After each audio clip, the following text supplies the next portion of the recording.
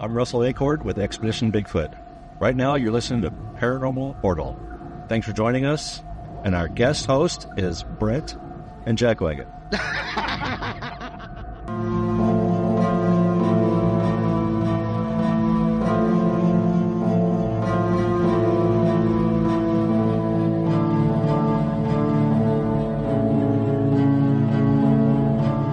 Hey everybody, and welcome back to the Paranormal Portal Podcast. I'm your host, Brent Thomas. Yes, it's really me. I'm not in puberty or anything like that. I am actually dealing with a chest cold, but I am joined today by Scott from Kentucky, who's here to dive back into the second part of his experiences that he wanted to share with us.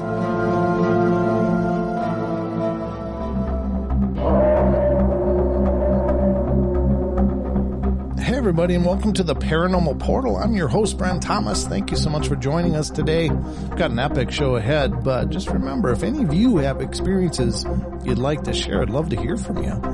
You can either email me at paranormalportalradio@gmail.com or head over to paranormalportal.net. Scroll down and find the button that says Interview Me, and that'll allow you to look at a calendar of possible times and dates and find a date that works for you. Love to hear your stories, so definitely get in touch with me.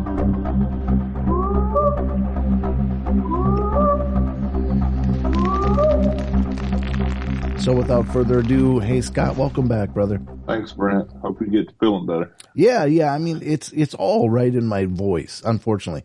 I don't feel like I have a cold in my nose or my chest. It's just right in my voice. So it's just kind of very specific that way. So I'm actually not feeling bad. It's just I sound bad. So, but yeah, where did we leave off with your experiences? We're getting ready to go into my work at some group homes I've worked at in the past. So when I was in college, like undergrad, I did a lot of work in health education and physical education through community support and corporate support. And I found a love for helping others with that are not as, I won't say privileged, but they don't have the same people that may have a physical disability or intellectual disability. Mm-hmm. And so I did a lot of work with Special Olympics and then having friends of my own that had suffered from traumatic brain injuries or some sort of an intellectual disability, either born with or because of an accident or something. Sure. I found myself working with them a lot. And right out of college, I started working in a group home for intellectually disabled and developmentally disabled adults. And when I first started working there, didn't really... It was like I worked in the behavioral side of it where these individuals didn't know how to properly express that they were upset, so they would get violent a lot. And had a lot of fun experiences, and the more that I worked with them, the more I wanted to continue doing that. And that's when I went back and got my master's in healthcare administration, so I could actually not only be on the front lines, but also help with the administration side of it as well, making sure that they always had a home and make sure that they were with get the right employees in there so that. Sure. When I left home, I knew that when I left to go home each night, I knew they were taken care of and I didn't have to stay there 24/7. And when I was in Lexington, I really didn't have any experiences as far as, at the group homes and everything. However, when I moved back to Eastern Kentucky and also started working in Western West Virginia and Southern West Virginia, I worked in some group homes that were quite fun not only with the individuals who lived there and the people that worked there, but also, I guess there was other people or other spirits that lived there as well. Oh, yeah. And, like, take example, there was this one in Eastern Kentucky I worked at, and I'd always heard stories about this one house, and it had 3 individuals that lived there, 3 adult individuals, and they all lived, they shared the home, and they were all in wheelchairs. And it was a real nice house. In fact, a friend of mine used to own that house, so it was kind of cool to actually go back into the home and see it being used for the purposes it was used for. But I'd heard stories from other employees that there was the place was haunted by ghosts of children, which really spooked me. Yeah. And in fact, there was an apartment building just right down the street from this house, and one of the guys I worked with, he was telling me a story that he had to go in there to clean the apartment out because they were getting ready to accept a new client. He was going to live in that apartment. So the guy I worked with told me that when he was in the kitchen, he had this. He had his back to the front, and he was in the underneath the kitchen sink and just cleaning things out. And he heard a sound, and it felt like somebody was standing behind him. And he looked over, and he looked behind him, and in the doorway between the living room and the kitchen was this little girl wearing a little sundress, and it was real dirty, and she was holding this doll. Wow. And so he thought that she was from another apartment and just came up to check on to see what was going on. And so he said, just a second. And he asked her like questions like, where's your mom and dad? What's your name? And as he got up, she was still standing there looking at him, and he took one step to her and she disappeared.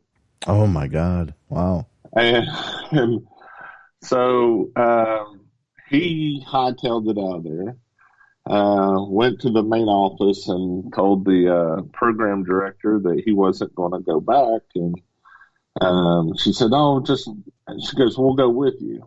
And so they went back, and this guy's a preacher as well. So everybody believed him.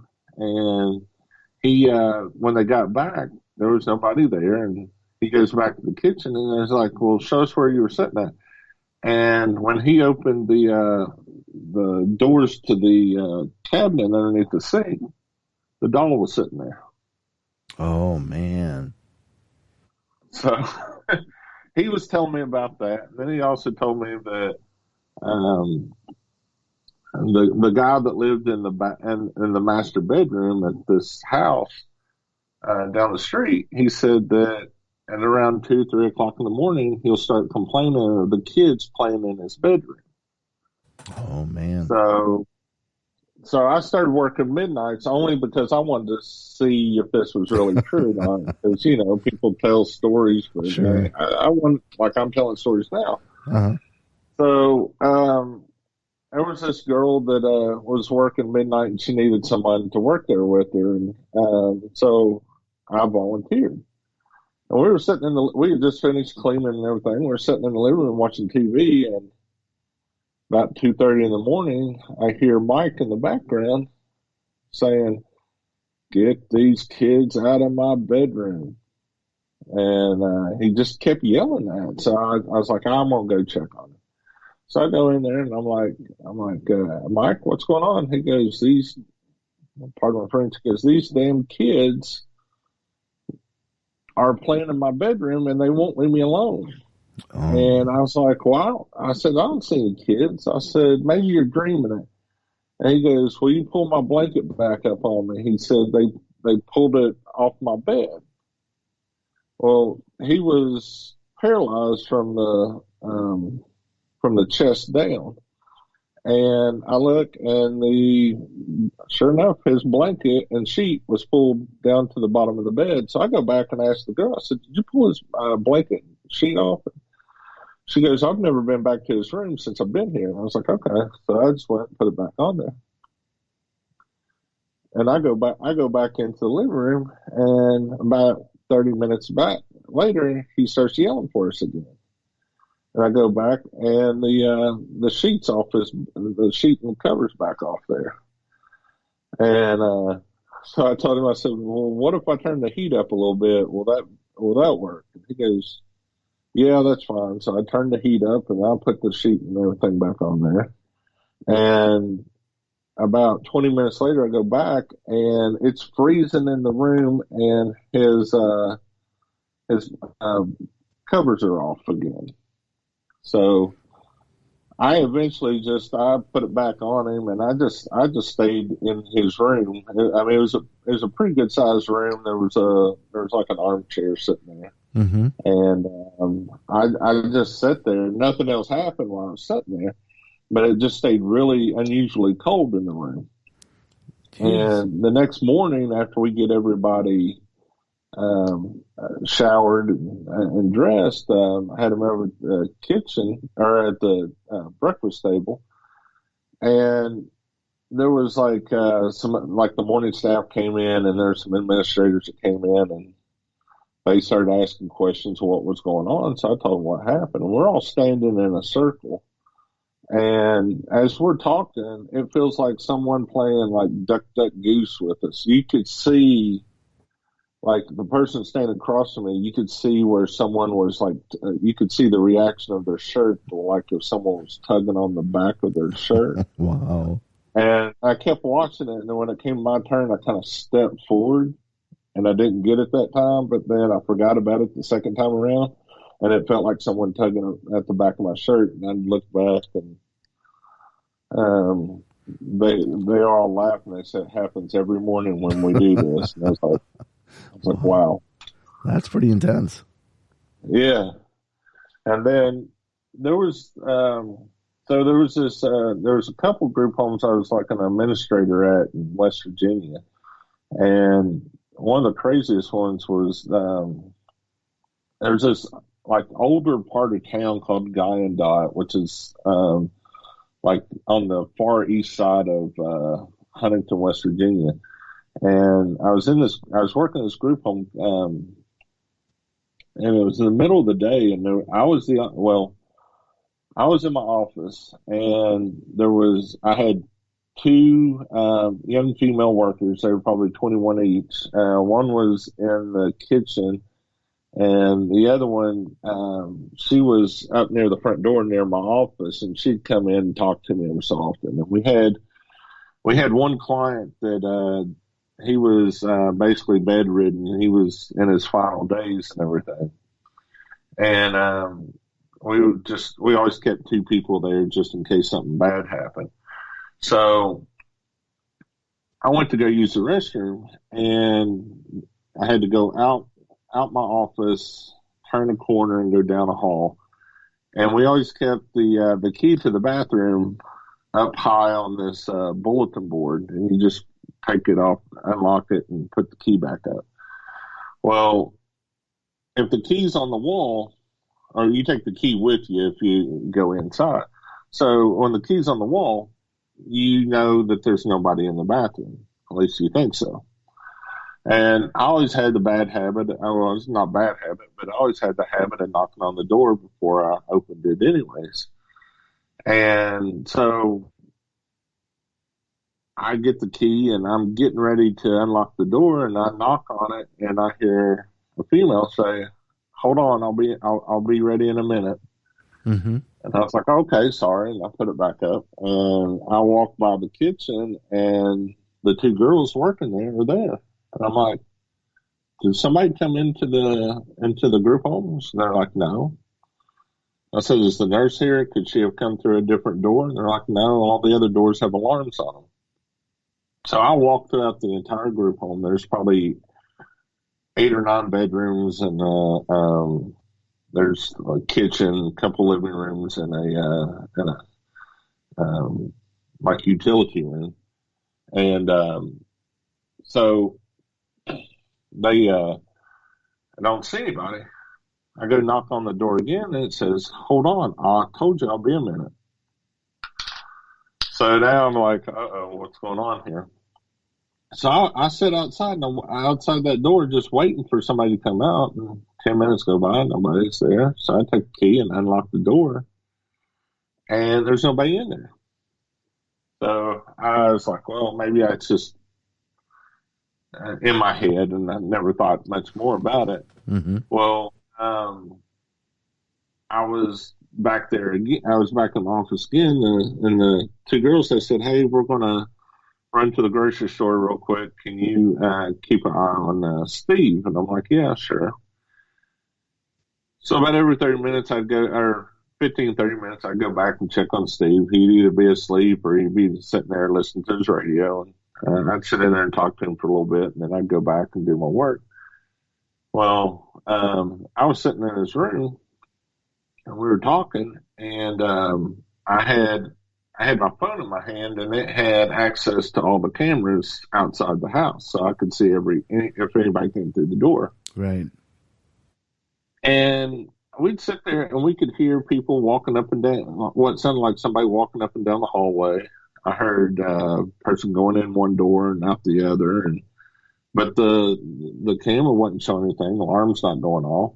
And when those girls got back, I said, "You know what?" I said, "From now on, only one of you can go to the to the grocery store." I was like, "The other one, you got to sit here with me." I said, "I'm hearing some strange stuff." And they're like, "Oh yeah, you'll hear that." Wow. So down the street, probably about, I don't know, a couple miles, we had another group home, and I'd work in there some.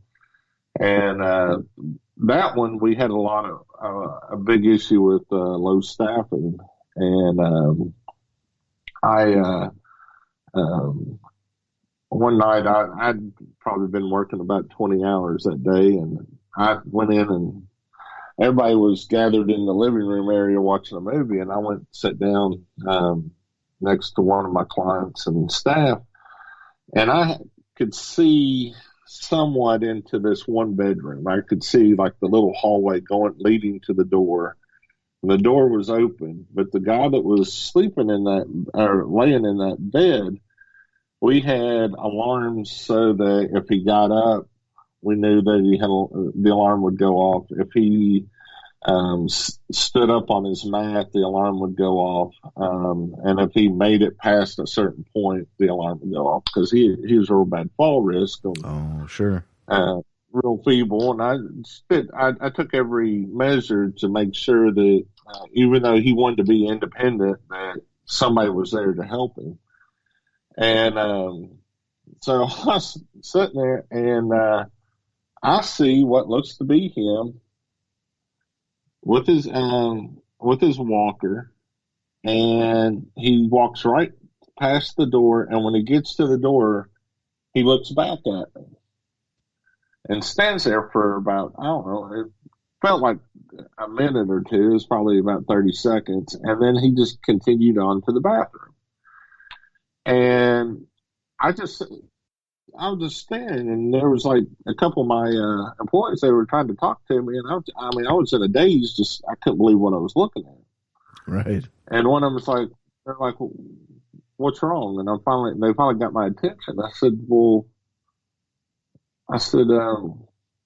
"Is Oliver in bed?" And they're like, "Yeah." And I was like, "Did y'all hear an alarm?" They're like, "No." And I said, "Where's his walker at?" And I said, "Well, we put it in the closet so that he wouldn't try to get up." So I was like, "Go check the closet." So they opened the closet, and it's still sitting there. So I start walking over towards the bedroom, and I look, and he's laying in bed. Yikes! So I go in the bathroom, and he shares a bathroom with the guy next door to him, and I go in. I cautiously go to the next bedroom and ask the individuals laying in there. I said, "Did you see Oliver?" And he goes, "No, but can you please tell that guy to quit taking a shower?" and quit making so much noise. And I was like, well, I'm sorry. I said, I didn't hear any noise. And he goes, he's banging on the walls all night long. I said, okay. I said, I'm sorry. I'll let. So I went back and I told them, they were like, what'd you see? I said, evidently I didn't see anything. They're like, no, you saw something. Mm-hmm. And so I told them, and they were like, oh, yeah, you saw. I said, it takes the form of almost everyone in this house. Jeez. And I was like, yeah, right, whatever. So a couple nights later, it was about midnight, and I was getting ready to leave, and I see in the back of the hallway another one of our individuals, and he's a flight risk, and he's staring at the door. And I turned around, I said, who's got so-and-so tonight? And they're like, and this girl goes, I do. And I said, why is he staring at the door? And she jumps up and looks, and she goes, that's not him. I said, sure it is. I said, same height and everything.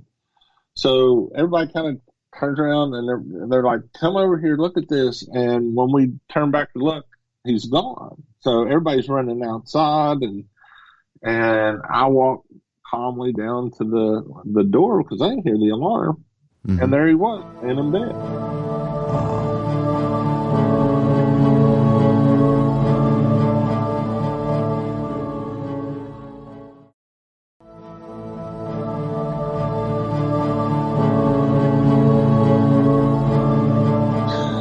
There's something very common about that too, with hospice and old nursing homes and stuff.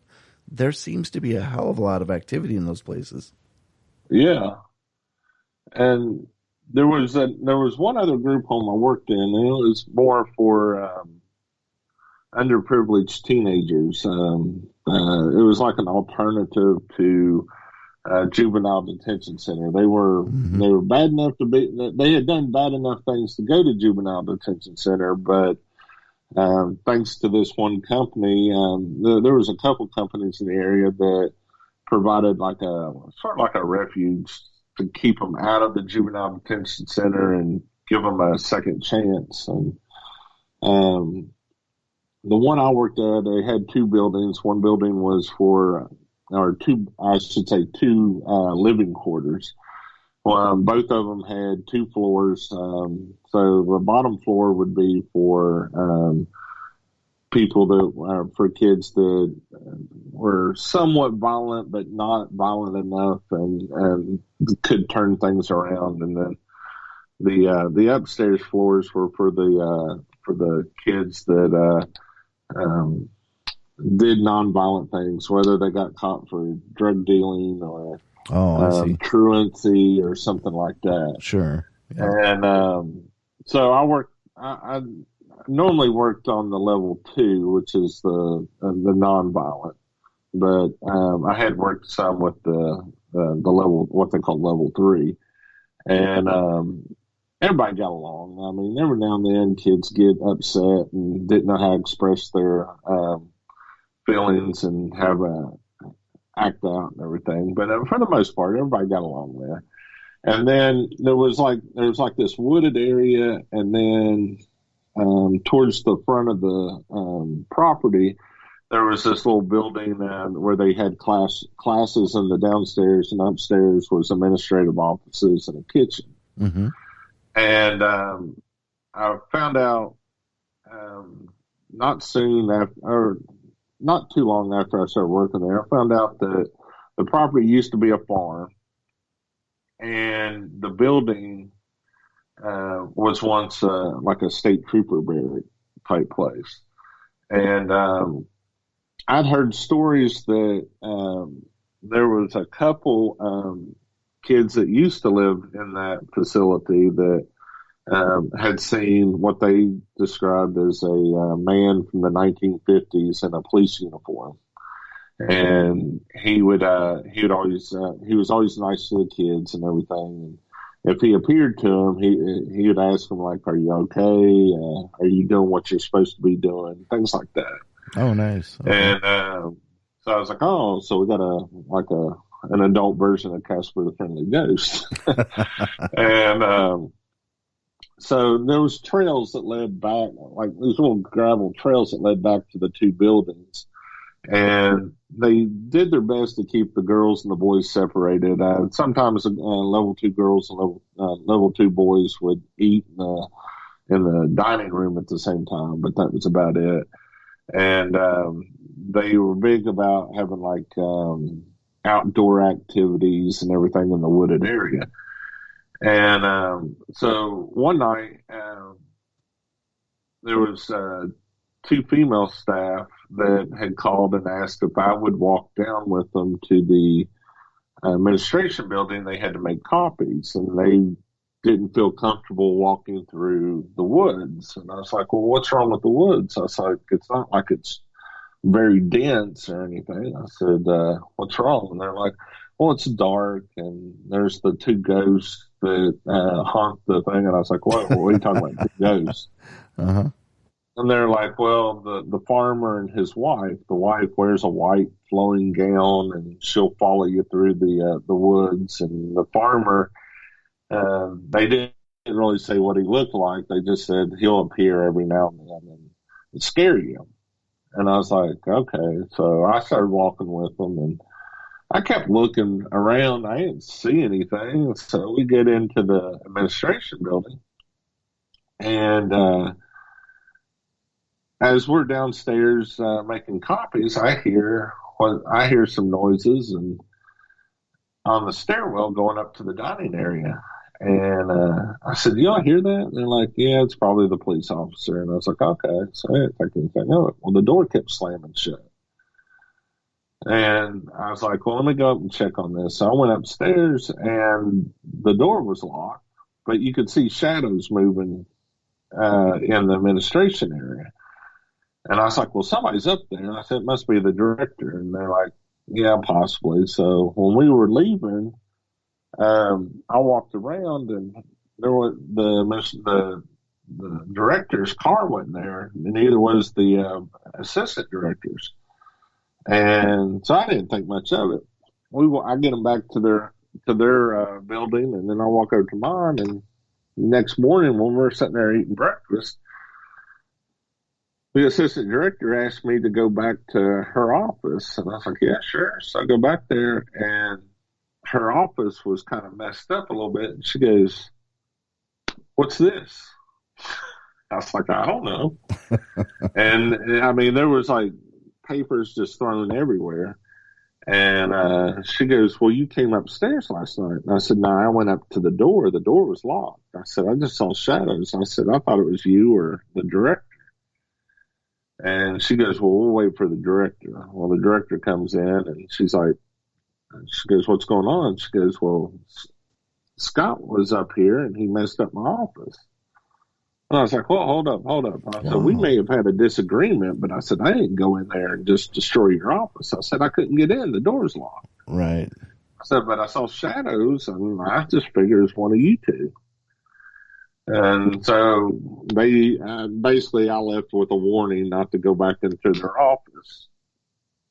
So a lot of things. The only other things I had happen there was one night they asked me to stay the night, just sleep, because the way I worked there, I'd go in like on a Friday night and I'd sleep, and then I'd wake up and I'd work Saturday and Sundays. But I stayed there from Friday night through Monday afternoon. This is what my shift normally was. Oh, okay. And so I slept on the property.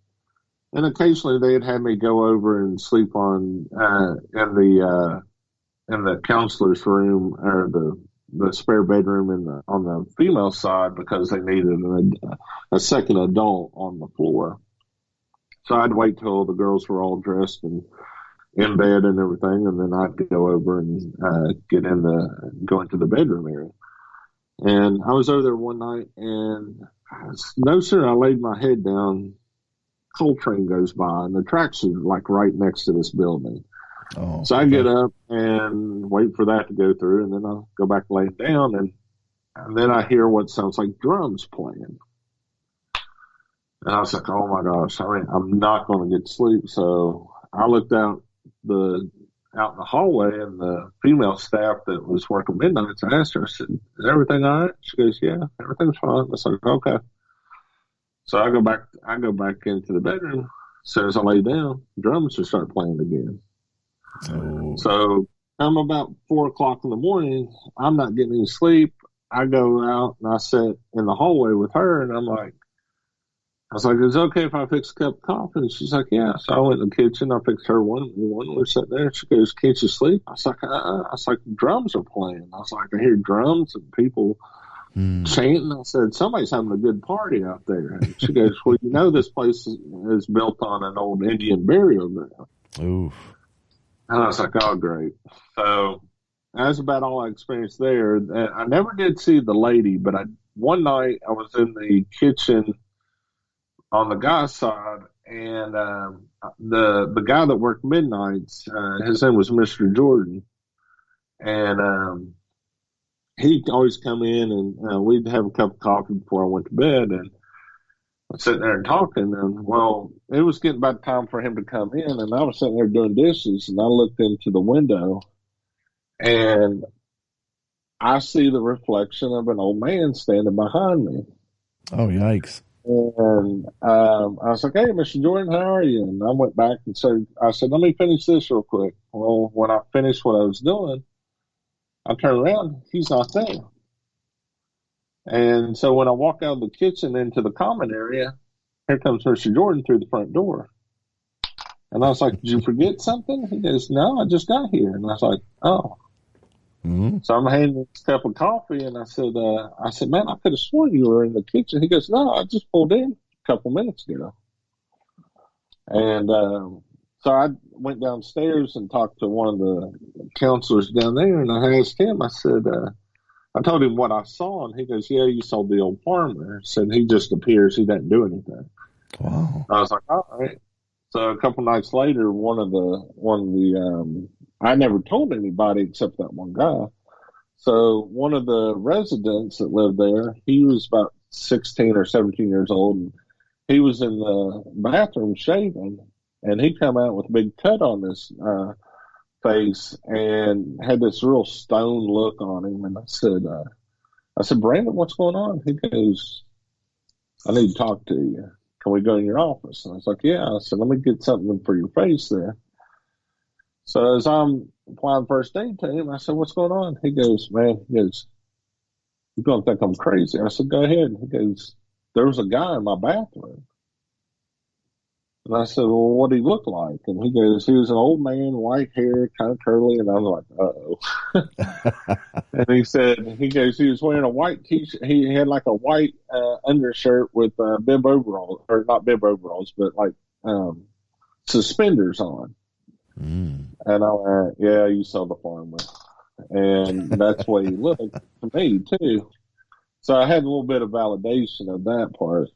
But like the woods, they were kind of creepy, but like I said, I never did see the woman. There was a few people that told me they saw her, and she just stand there looking at you. Oh, okay. But that was, as far as group homes, I mean, that was about the extent of it. There was a lot of seeing things that would take the shape of others, but that was probably the creepiest one I ever saw.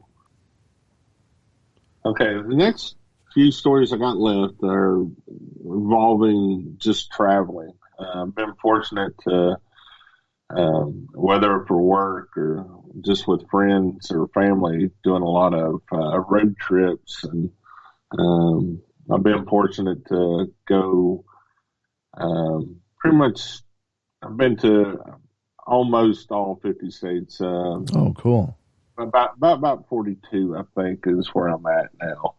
And been to 2 or 3 countries in Europe and everything. And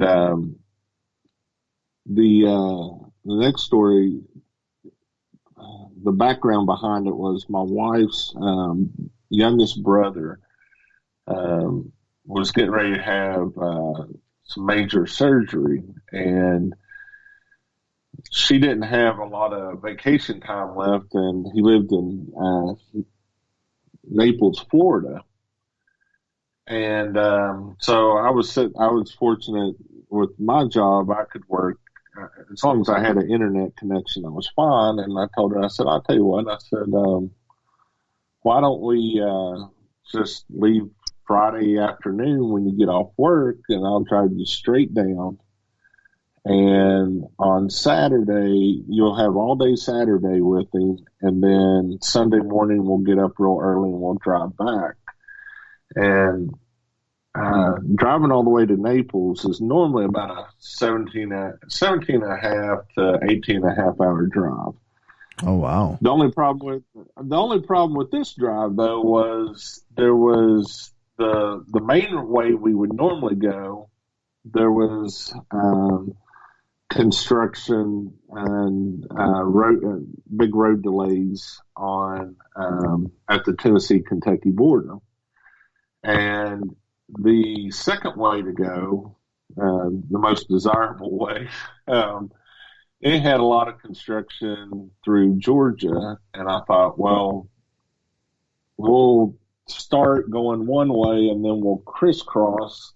So basically we were going to be on go down US 23, Interstate 26. So we're going to go through the mountains of western North Carolina and eastern Tennessee, and then go. Once we got to Georgia, we were just going to kind of drive southwest to Macon, Georgia, and hit 75 there, and then take 75 straight to Naples. It was going to add maybe an hour and a half on either way we normally would go, but because of the construction and everything, it was actually going to be a couple hours quicker.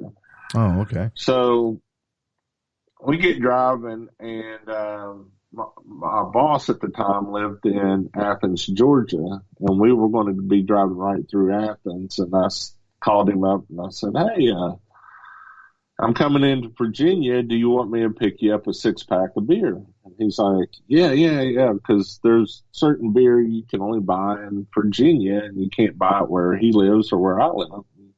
We had a favorite brewery that we liked, and I said, I'll tell you what, I'll stop at this Food City and get what you want, and I'll drop it off on your front porch at about 1 o'clock in the morning, and on our way to Naples. He's like, okay, great.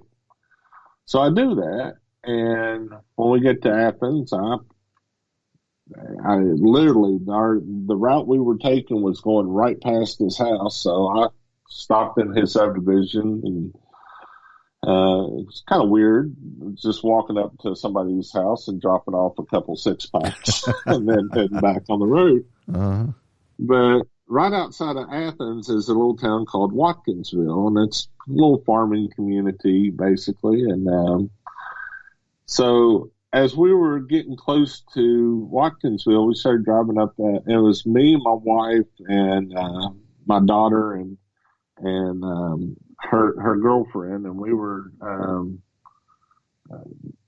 driving a little Jeep Cherokee, and we were driving along, and no problems, just talking and everything. And as we're coming up this hill, little 2-lane road, there's a black man walking in the middle of the opposing traffic lane. Oh. Just walking in the middle of the road. And I have my bright lights on. And as we're passing him, I kind of looked at him. I looked at him and everything. He doesn't recognize. He doesn't like if somebody's driving in the middle of the road, especially 1 o'clock in the morning and bright lights hit you, your eyes are going to squint a little bit. You might move over to the side of the road, but no, he stays his path. Oh, weird. And as we're passing him, all I remember of him was he had quite a bit of hair sticking up, and he had a beard, and he had no shirt on. His shirt was draped over his right shoulder. He had what looked to be like a tobacco stick, and had what looked like to be like brown corduroy pants on. And I do remember that. Sure. What's a tobacco stick? I don't know what that word is. A tobacco stick? Yeah. Okay. It's So growing up in eastern Kentucky and in the southeast here, tobacco is we raised what was called burley tobacco or white burley tobacco. And tobacco, when it's time to harvest, what you do is you take a hatchet and you cut it at the base of the stalk, and then you have a wooden stick. It's probably, I don't know, about an inch and a half in diameter, and you would have a spike on it, and you would drive that stalk on through that spike, and it would hang so that when you put 4 stalks of tobacco on it, you could take that stick and hang it up into the rafters of the barn. Oh, okay. Gotcha. So that it could dry out. So that's what a tobacco stick is, basically. Okay. Some people use them for walking sticks nowadays. So he had that, and he was walking with it. And we all were sitting there. We're just we're like, man, that was really odd. And so we go through, we eventually get into Watkinsville, and that happened about, I don't know, about 3 miles before we got to Watkinsville. We get into Watkinsville, we start driving, and we get on the other side of Watkinsville, and we start going down a hill, and lo and behold, about 3 miles outside of Watkinsville, there's the guy again. It looked like the same guy. Oh, wow. And I had my bright lights on and everyone. And we all just sat there and looked. I pulled over the side of the road and looked back. I didn't see him. When I put my brake lights on, I didn't see him. Oh, okay. But we were just sitting there thinking how odd that was that we saw the same guy. Yeah. Dressed the same way. And the only thing we didn't notice, like, we saw him from like the knees up. We never saw like this. We don't remember ever seeing his feet to begin with. Yikes! But when you're driving 45 miles an hour or 50 miles an hour, that really stick with you. But we just thought that was kind of odd. Mm-hmm. And then we ended up eventually making the all the way down there, and then on the way back, took the same route, never saw anything like it again. Excuse me. So another traveling story, me and 2 friends, we decided to take a trip to Wyoming. And the first day we drove about 22 hours. I probably did all but maybe 3 hours of the driving. And we ended up in a little town called Kodak. I want to say it was called Kodak, South Dakota. And it was like on the western edge of the Badlands. Okay. And we pull into this hotel, and it looked like the Bates Motel. And that's always a bad sign. Yeah. Yeah. We each got our own room, and we got in. I got into the room, and I remember shutting the door. I remember locking it. Put my stuff down. Went to use the restroom. Come back out. My door's standing wide open. Oof. And so I go back and I shut it. And I was so tired. I thought, well, maybe I didn't. So I locked it and I put the bolt on it. Lay down in bed for a moment. And no sooner I turn my back to the door to lay down, door opens. Oh, no. And so I called my buddies. I said, guys, quit. I was like, I don't know what you're doing, but just quit. I'm too tired. Yeah. So I shut the door and put the bolt back on it. And this time I put a chair in front of it. And I go back. I finally go to sleep. And about an hour later, I hear knocking at the door. So I get up and I try to ignore it first, but it keeps knocking at the door. And I look out through the people and I don't see anybody. And as I'm doing that, I hear knocking on the window. So now I'm kind of concerned. I open the window and I look, and there's nobody standing out there. Oh, jeez. And so I put my shoes on and I walk out. So I get my key and I'll go outside and shut the door, and I go to the office, and the little girl sitting there, and I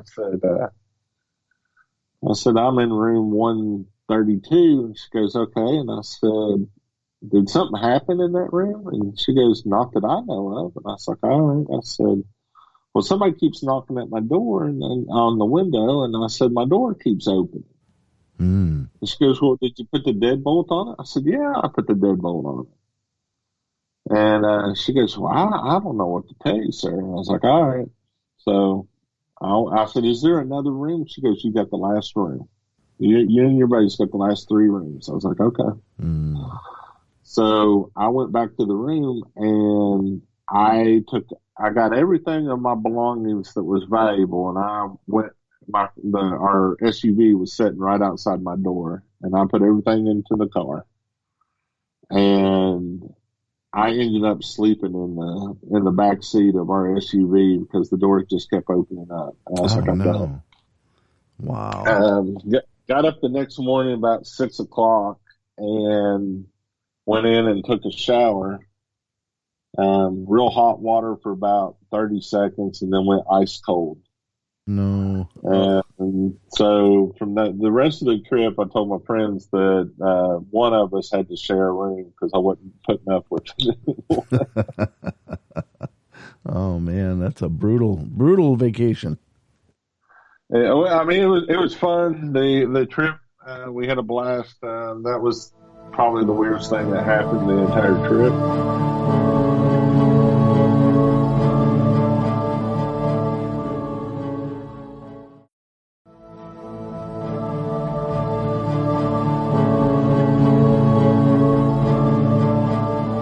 And then the last few things happen while. So I drive Uber a lot at night, especially around here, because working from home, just got to get out and just like seeing people and everything. And one night I was driving over in Huntington, and there was this. I got a call to go pick up this lady I normally give rides to, and it was over by one of the hospitals near the river. And I pull up to a stop sign on this. And it's old brick roads and everything. The crossing roads are real narrow. There'll be cars on each side, and there's just enough room for one car to go by. And I saw headlights coming from my right, and I look over to the left to see if anybody was coming, and I still see these lights coming. And as I turn to the left, I see what looks like a little girl running out in the middle of the street. And these lights are coming pretty fast. So I look back over to the right, the lights are gone, and the girl's gone. Oh wow! So I turned left, and I was trying to find the girl, and I was trying to figure, and I got out of my car to look to see where the lights were coming from, and I mean there was nobody getting out of a vehicle, or nobody had just parked. It was just so I didn't, and that wasn't too far from one of the group homes I used to work at too. So I was like, kind of notched it as just strange. Yeah, just kind of notched it as strange. You say that's incredible stuff. I had to pick up one lady, I picked this one fella up from the bar in Huntington, and he'd come in with some friends, and they left him. So I had to drive him to a place called Jackson, Ohio, which is it's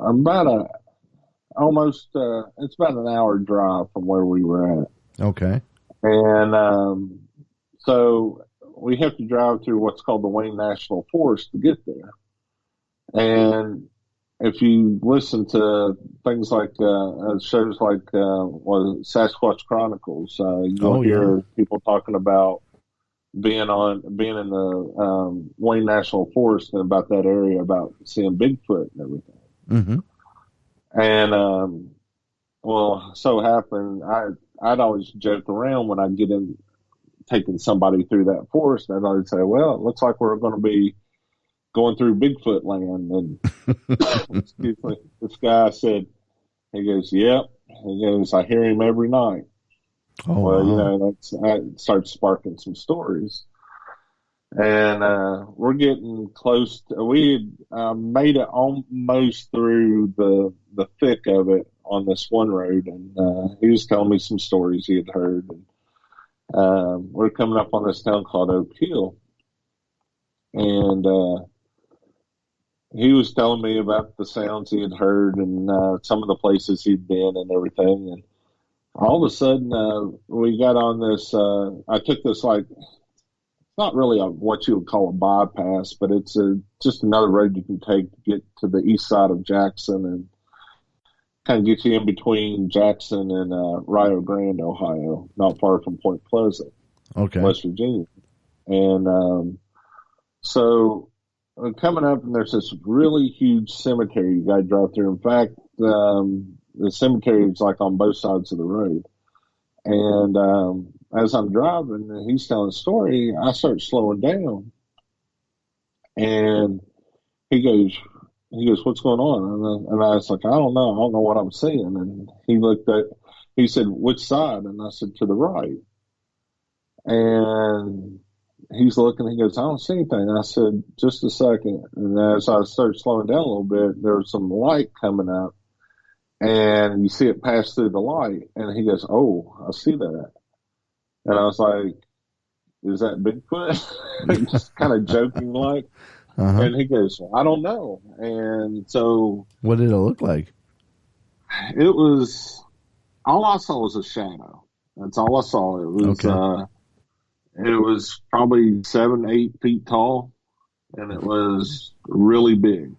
Oh, wow. Okay. And at one point it took up the entire lot. There was like this, I'm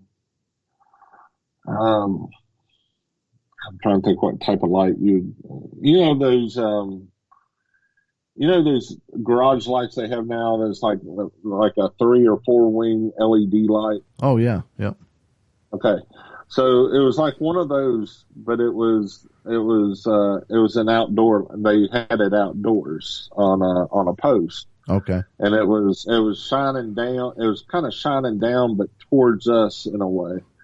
And it just took up that entire light, and the light kind of it like swallowed the entire light. Oh, wow. And it just stood there. And I was like, I said, are you seeing this? And he goes, yeah. But we didn't see like, I didn't see like eye shine or anything like that. Okay. But as we would keep driving, it would move in a way to where we couldn't see the light. It kept swallowing the light. And I kept driving real slowly, and he goes, why are you driving so slowly? And I said, well, if it's Bigfoot, I want to see it. And he goes, he's like, man, I'm not really comfortable with that. And I was like, oh, I said, oh, come on. I said, what's the worst going to happen? I remember saying that. He started laughing. He goes, I really don't want to find out. And I was like, all right. So we drove on. Mm-hmm. And when I finally got into his house, he tips me and he said, will you do me a favor? And I said, yeah. And he goes, will you take a different way home? And I said, what do you mean by that? He said, take 35 and go straight to Point Pleasant and then take Route 2 back to Huntington. And I was like, okay. I said, why? And he goes, I don't want you driving past that cemetery and that thing still be there and you decide to get out of your car. Yeah. And I was like, okay, all right. Well, curiosity got the best of me, so I drove back through there after I told him I wasn't. Uh-huh. And it wasn't there then, but I didn't know. I've heard stories of like phantom this, phantom that, and so it could have been anything. I just know that it was big enough to swallow that light whole, and It didn't really scare me. It was, I was more just intrigued about what that was or anything. I mean, Sure. The closer it got to me, I'd probably hit the gas and just ran. Sure. But given your track record too and all these experiences, it doesn't surprise me that the normal stuff doesn't really frighten you, because you've really seen and experienced a ton of stuff. Yeah, I mean, and I think it goes back to that time working in the. I really do. I think it goes back to when I worked in the alternative medicine, doing that internship, and a lot of the stuff that I was exposed to, I think that just opened my mind to a lot of other things. Sure. And then there was one trip I took. So, and I don't know if this is for Uber drivers everywhere, but when where we live at, we call, if you get a long trip, anything over an hour, you call them unicorns, basically, because those are the ones that pay the most. Okay. Occasionally you'll get somebody that wants you to take them to Columbus or Cincinnati, occasionally to Louisville, to go, especially to go to the airport or something like that. Oh, okay. But every now and then I'll get one that wants to go to Johnson City, Tennessee. Oh, sure, I've been there. It's a beautiful town. Yeah, and it's a fun drive. I mean, it's all. It doesn't.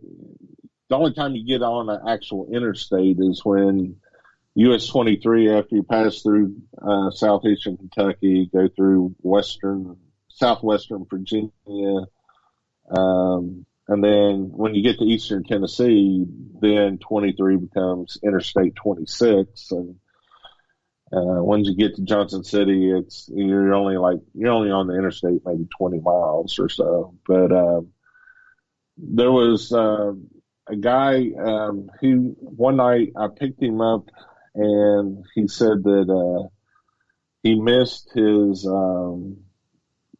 Greyhound bus, and he needed to get to just before you get to Johnson City at Kingsport, Tennessee. And I was like, okay, yeah, no problem.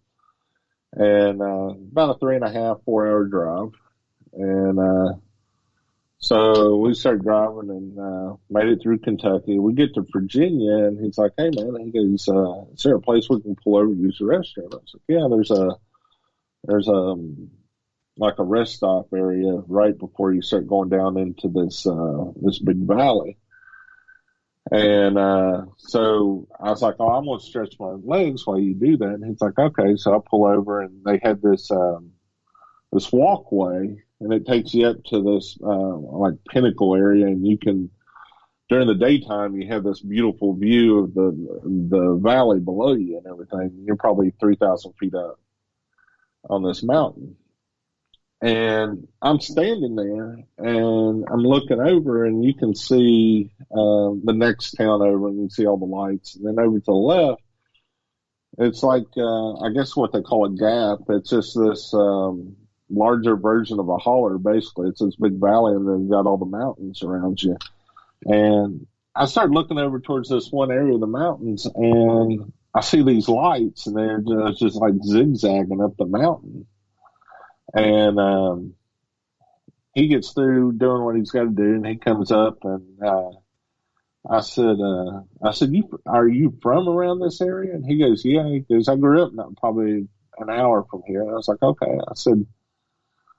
I said, "Do you see that over there?" And I pointed in the direction. He said, "Yeah, I see that." I said, "What is that?" And at first he's like, "Oh, it's probably Boy Scouts or whatever." And I said, "Yeah, but those lights are moving a lot faster than those Boy Scouts can move up a mountain." Sure. And so he's looking at it, and there were 3 lights, and one would go up. It'd go up the mountain probably, I don't know, I guess from where I was standing, it looked like it went up about a couple hundred feet, and it'd stop, and it'd just be there. And then the other 2 would follow it. And then the first one would go to the left, diagonal, and it'd go up another couple hundred feet. And it was like going up a trail but there was no trail there because I've seen it during the daytime. There's no trail. And it just did that. And it'd go up and made it about halfway up the mountain, and then the lights went out. Oh, wow. But then when we got in the car and we started heading back down, down the mountain, you could faintly see the lights come back on, and they start going down the mountain the same way they went up. Oh, that's fascinating. And so I ended up dropping him off, and it was like, at that time it was about 11 o'clock at night. I ended up dropping him off about 1 o'clock in the morning. And I had family that lived about halfway back on the way back home. And I stayed with them. I went over and stayed at my uncle's house. And so on the way back home the next day, I get it's like 3 o'clock in the afternoon, and I get probably about an hour south of where I live. And there's this old coal energy plant. I think it's natural gas now. But as I'm driving, I see this white thing flying in the sky, and it looks similar to a plane, but I don't see anything blinking or anything. But I mean, it's broad daylight, so I was like, well, maybe you can't really see it the way the sun's hitting and everything. So I got on this app called Flight Aware, and I was going to see what planes were flying near me. And I look up, and there's nothing in the area. The closest thing is Huntington. Okay. And like I said, we're an hour south of Huntington. And it went from west to east, and I saw it go right,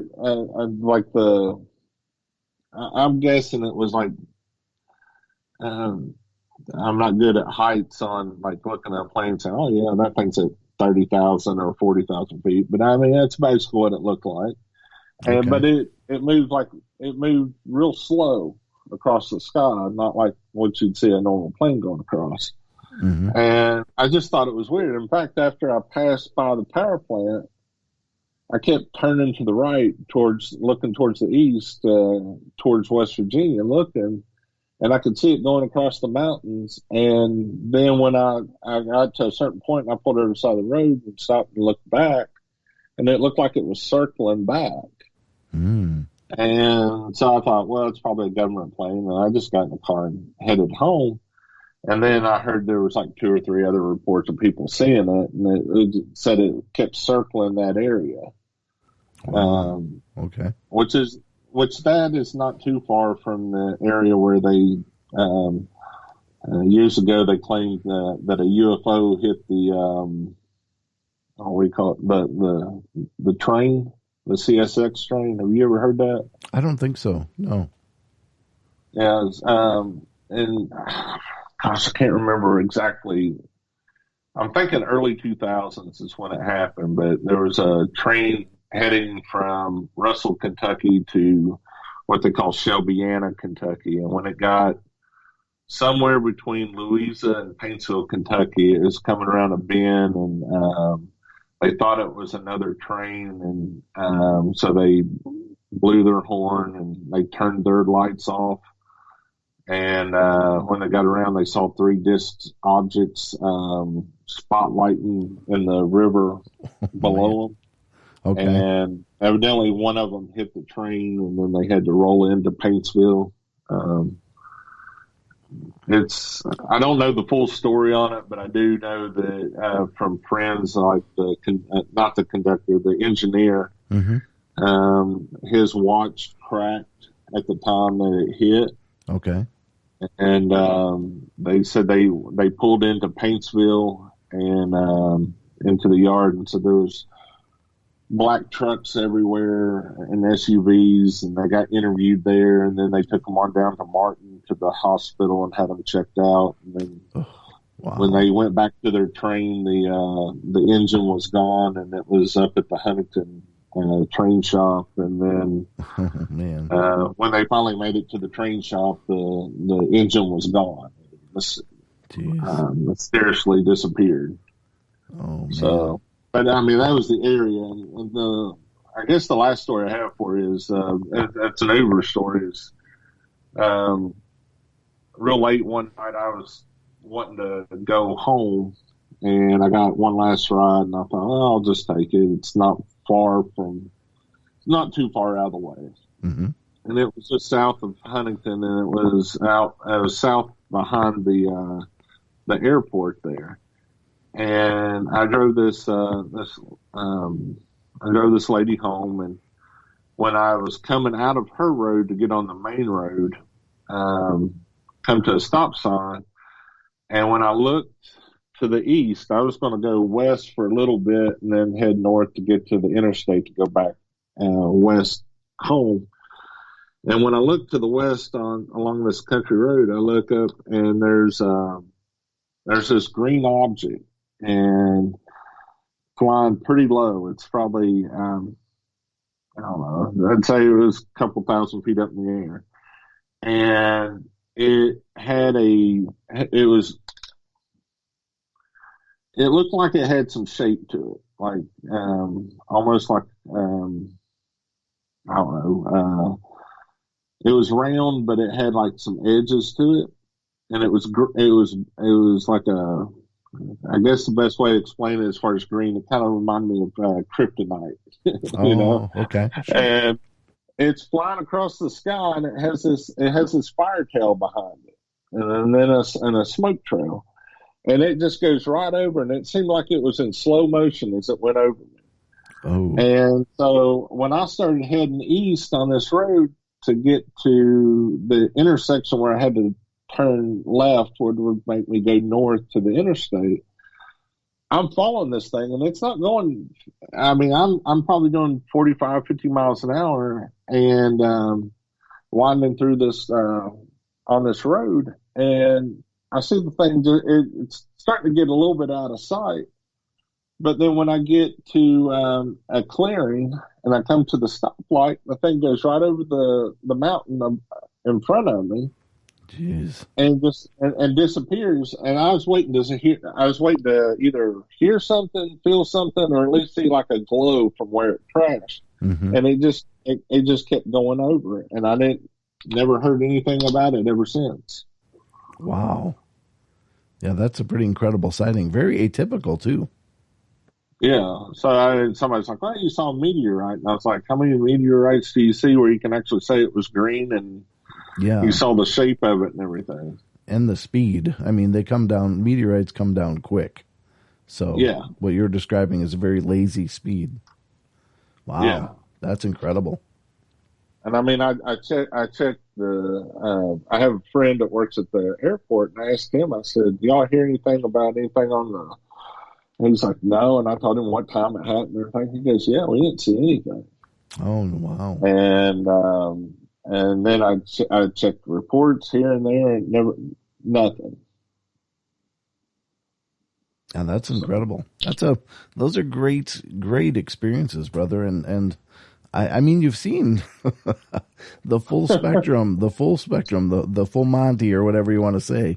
You've had a variety of experiences, but one thing that I'm really fascinated by is, and I paranormal investigate as well. And so for me though, I utilize a lot of tools like to get yes, no answers, on, off kind of indicators of a presence. But a lot of your stories have this dialogue, and it makes me think, well, maybe they really all can talk to us like that, but they choose not to. And it makes me wonder why that is. You know what I mean? Because you're talking about when you're working late in the office, and this, well, how long are you going to be? And then you said, "Oh, I'll just be another hour," without turning around, not knowing that it wasn't a maintenance person. And it's such an amazing exchanges, which I don't know. I mean, it's almost like they have rules or they make these choices based on who they're talking to, but just incredible levels of activity and communication. Yeah, that place there, even during the daytime, there's times I've had to drive by that place at night, even to today. I was, what was it, last night or night before last, I drove by the place. I try not to put my eyes on that building here. I mean, especially because I know what's on the second floor. Sure. And I don't want to see anything looking back out at me. I've heard stories where people, okay, so my sister, she has this one friend. She likes going out and she'll hear a story of like the Crybaby Bridge or something. She goes out and investigates it. Yeah. You know, I always say, yeah, I want to, but like, there's some factors. All right, so I'm 6'8". Yeah. And everybody's like, well, you're big and all this, you're not scared of much. You know what? I am scared to death of bats, first of all. So sure. I see a little brown bat flying, and if it's near me, I run like a little girl and scream. I don't want to be around it. Sure. And so, like, friends of mine want me to go to Waverly Sanatorium with them, and I'm like, it ain't happening. I was like, I'll take you. I'll sit outside and wait for you, but I will not go in there. And they're like, wow, there's bats. I said, now it's the wintertime. I might go with you, but sure. They're like during the summer, that's what they want to go and do these things. And I'm like, yeah, I'm good. Yeah, you've had a whole bucket load of experiences without going anywhere, just living your life. But I think the big takeaway is that your experiences are profound, but they seem very peaceful. Like they were more just sharing space with these spiritual beings, and it wasn't like you were being targeted or harassed. Really, it was just they just wanted you to know they were there. So it seems largely peaceful, you know. Yeah, I know. That's the thing. When I hear people talk about the ones that do the bad stuff, I just want to stay out. The closest thing to being bad was the one in the hotel where they kept opening the door. Sure. And that was more mischievous. Yeah. I felt it was being playful, but right. At the same time, you know, I'm in a place 17, 18 hours from home now. Well, it's been an incredible journey, brother, and thank you so much for coming back and finishing up all of these incredible stories. And I'm fascinated by your experiences, and I'm thrilled that you decided to come here and share them. Thank you so much. Oh, thank you, Brent. I'm glad you enjoyed them. Absolutely, brother. And if anything more happens, you got to come back. Absolutely. I appreciate it.